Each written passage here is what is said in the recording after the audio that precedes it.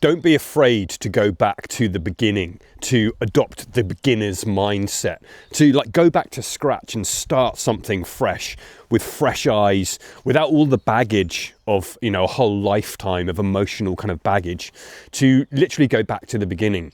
I think as we get older, particularly as men, as you hit your 40s and 50s and what they call the middle passage, which is this middle phase of life. It's a real transition point for a lot of men, where you leave behind what's called the first adolescence, which is the kind of ego-driven striving for career, financial success, family, the right car, send your kids to the right school, this first adolescence.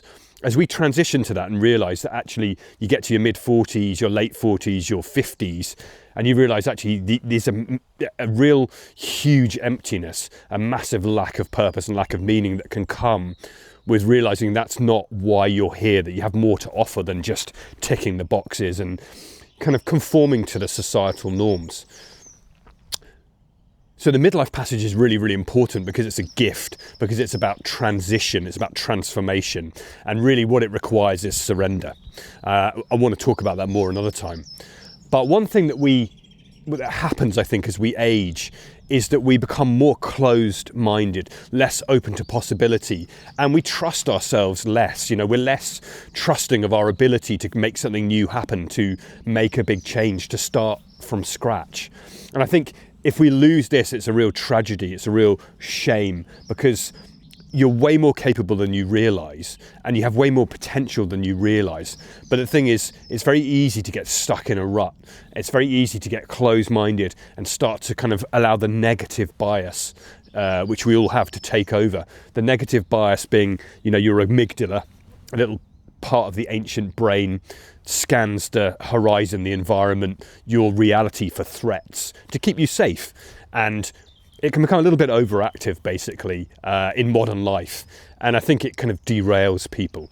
And so when you're young, it feels easy to start a new venture. You don't have responsibilities. But as you get older, particularly if you're a husband, a father, a family man, and you're a provider, then it's really difficult to actually change. It's really difficult to actually say, listen, what I did before is no longer working or giving me meaning, or I feel there's something really important missing from my life. And it's really hard to, one, explain this to other people who depend on you, the closest, most important people in your life.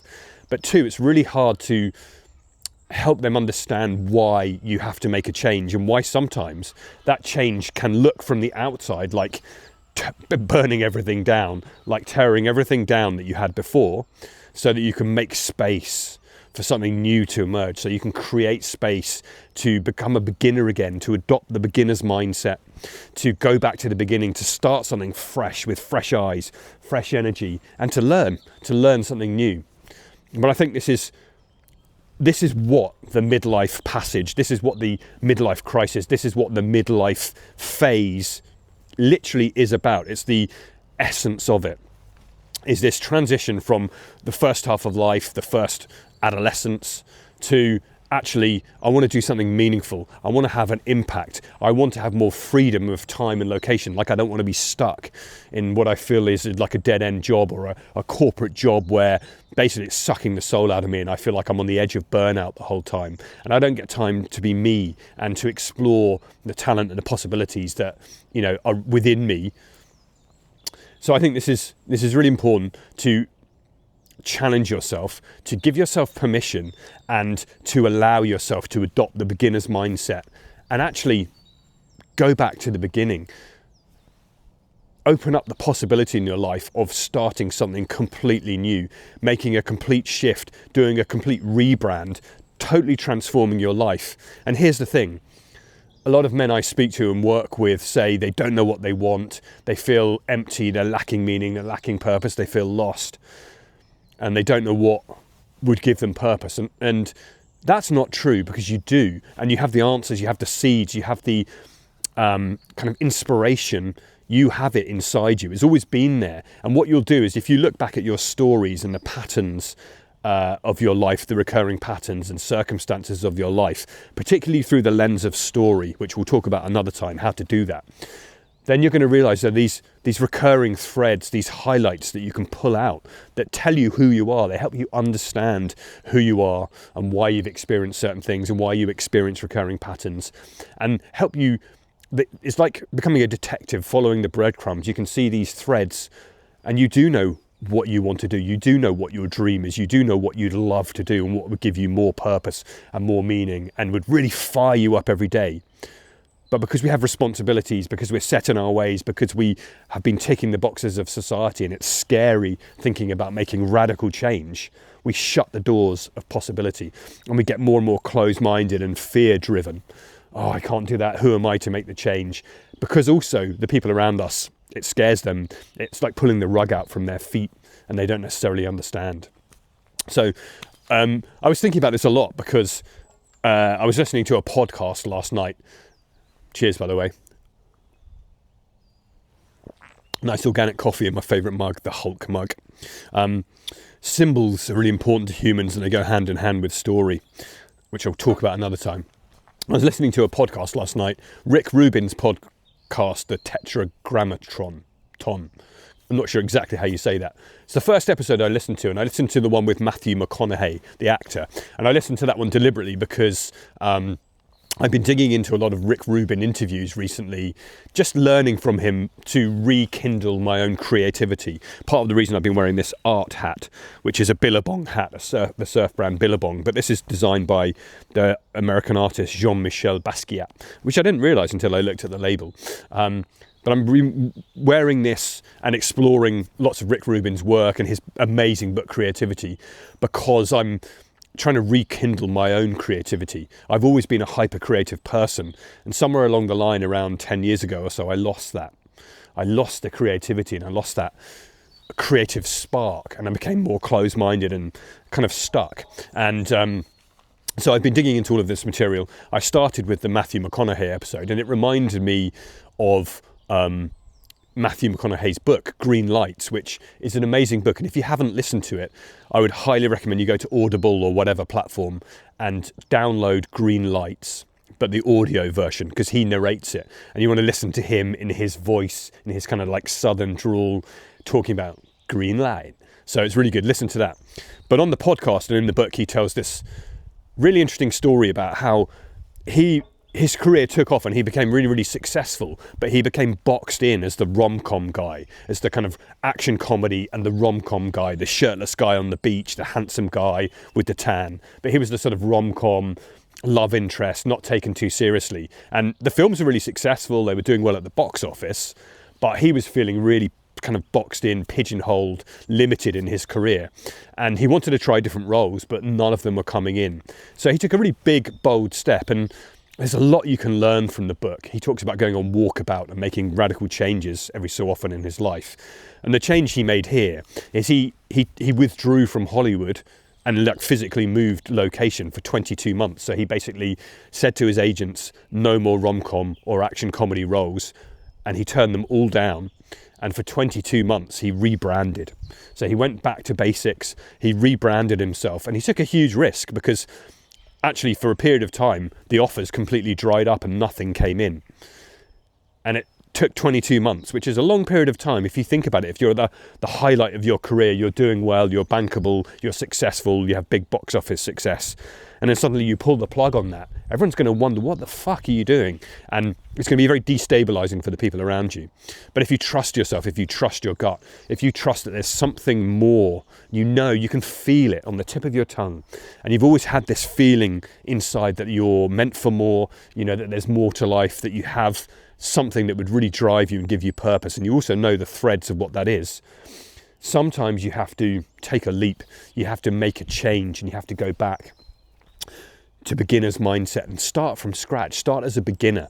And it requires humility, and it requires us to say, I don't know the answers, and it requires us to take a leap of faith, as I said.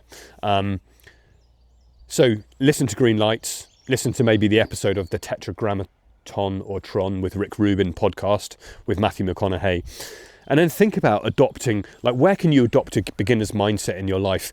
Where can you give yourself permission to learn something new, to start something new, to make a radical change? And here's the thing. One skill that will hugely help you with this in navigating this territory, this midlife territory with others if you feel stuck, is communication. If you can learn to communicate more effectively, firstly with yourself, be honest with yourself, admit the truth to yourself about what you want and what you don't want and what your true deep desires are.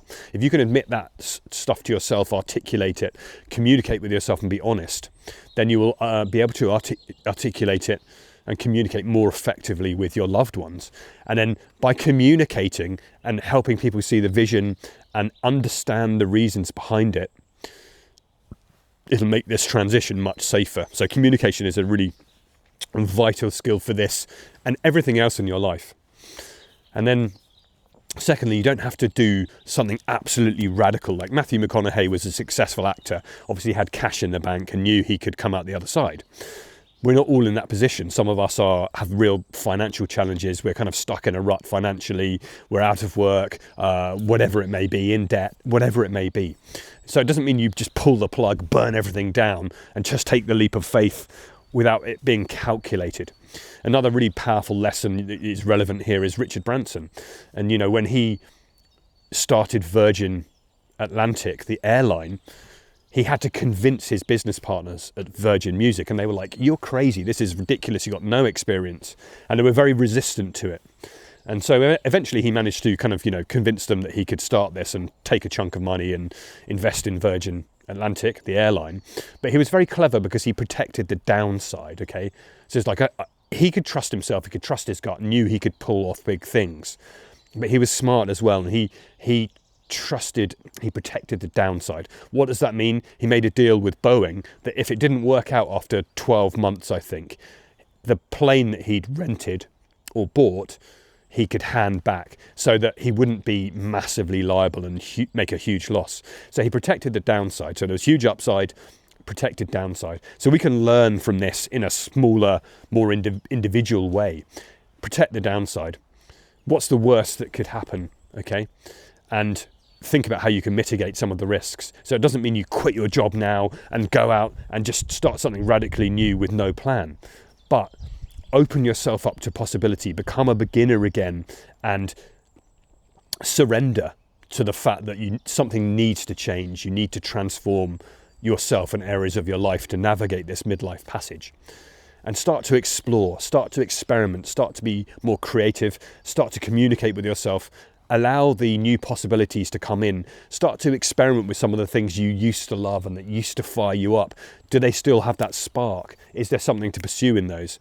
And it could be as simple as starting an instrument, painting, skateboarding, learning martial arts, starting Brazilian jiu-jitsu, like starting to learn about investing, learning about entrepreneurship. Could you launch a business?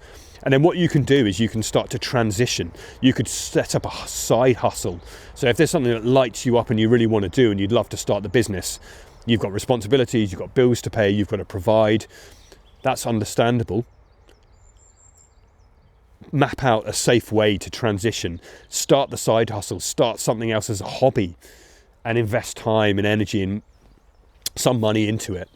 And see where it goes and try these different experiments. And then before you know it, if there's something you're truly passionate about and aligned with, really fires you up, you can make it into a success. In this amazing new world, disruptive, decentralized world we're moving into with these digital tools, you can do anything. You can make a business, you can become a creator, you can make a living doing almost anything you can think of. Yeah? If you open yourself up, if you have an open mind, go back to being a beginner, get interested, be curious and be excited.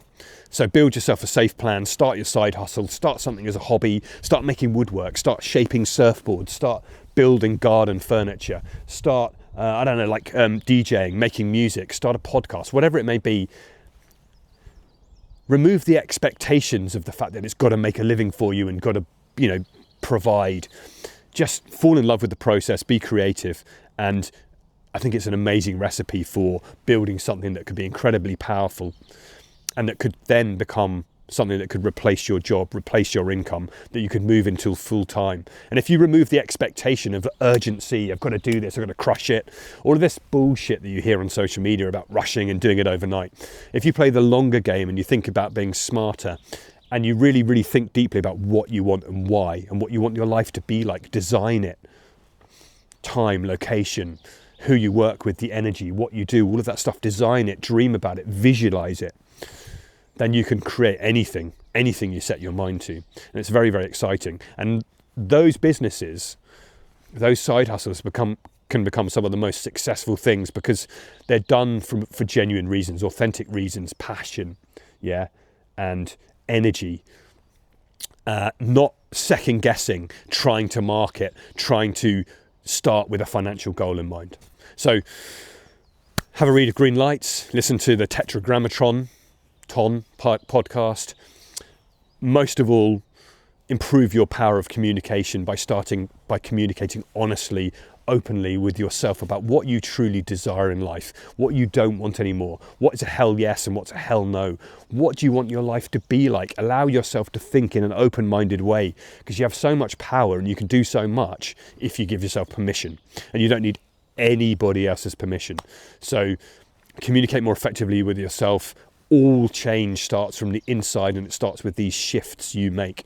Okay, start to get creative again, get curious, get excited, follow the breadcrumbs, experiment, and before you know it, you're going to have shaped up something that could be a really viable new direction in life. And this is one of the most powerful ways that you can get through the midlife passage, this sticky ground, what I call the edge of the desert, where you reach the edge of the desert and you don't know how to get across. Well, actually, the way you cross the desert, and we'll do another video on this, is you surrender. You surrender to the power of the desert and the power of life and the stuff that's much, much bigger than you. It's raining pine cones down and pine needles down on myself. Have an epic day. Hope you've enjoyed this daily reset, almost daily reset. And please share your comments, get involved, and I'll catch up with you very soon.